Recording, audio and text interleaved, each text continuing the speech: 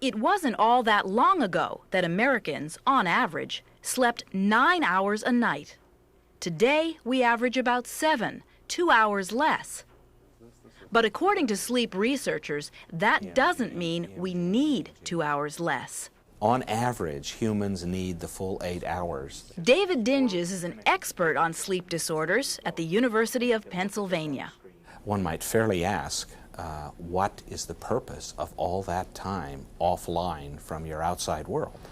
The answer is no one's really sure.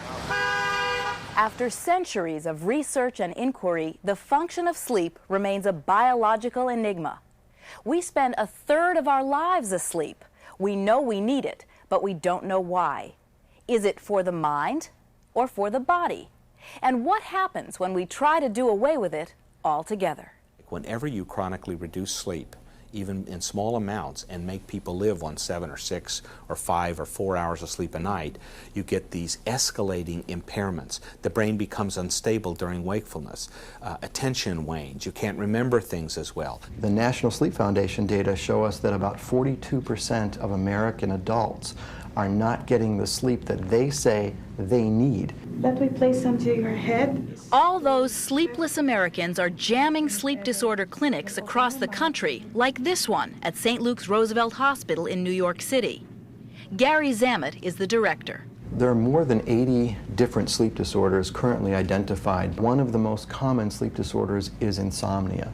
Occasional insomnia affects somewhere between 36% and 56% of American adults. The biggest problem doctors face in treating the legion of sleepless is getting people to regard being tired or having trouble sleeping as a serious medical condition. One of the myths about sleep disorders is that you can somehow survive with a sleep disorder and it won't have any significant impact on your life.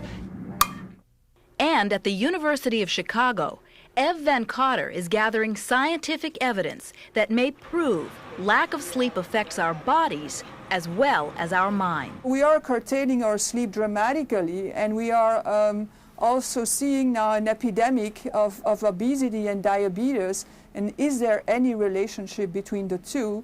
In a recent study reported in The Lancet, Van Cotter looked at the effects of limited sleep on a group of healthy young men. After 4 hours of sleep or per night for 6 days, they were essentially in a pre-diabetic state. For me, it was really an alarm bell. Inadequate sleep has also been linked to hypertension and a weakened immune system.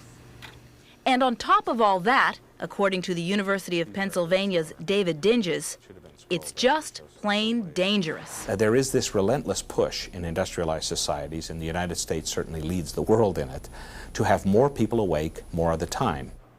As a result, another area of scientific inquiry in the sleep world is how to keep people awake. And that's where a new drug called modafinil comes in. We don't know exactly how it works. Dr. Paul Blake is coordinating clinical studies of the drug Forcephalon, the company that makes it. It seems to be very localized at the site of the brain where it works, whereas other traditional stimulants seem to have a more general action. Modafinil works only on specific neurotransmitters in the brain, fooling the brain into a state of wakefulness at any hour, without any of the nasty side effects of older amphetamines, like jitteriness, increased pulse, and heart rate. Already approved by the FDA to treat the sleep disorder narcolepsy, the hope is that one day modafinil could be used by shift workers who need to fool their body clocks just to do their jobs. Modafinil has also caught the attention of the United States military. At the U.S. Army Aeromedical Research Center at Fort Rucker, Alabama, John Caldwell is studying the effects of modafinil on Black Hawk helicopter pilots, who often have to fly long missions with no sleep. While they were on the drug, then their behavior was almost at the same level as it was when they were well rested, despite the fact that they had been awake for 24, 30, 35 hours. But what if we didn't need to sleep at all? Or, like our mammal cousins, the killer whales, we were able to sleep with 1/2 of our brain at a time.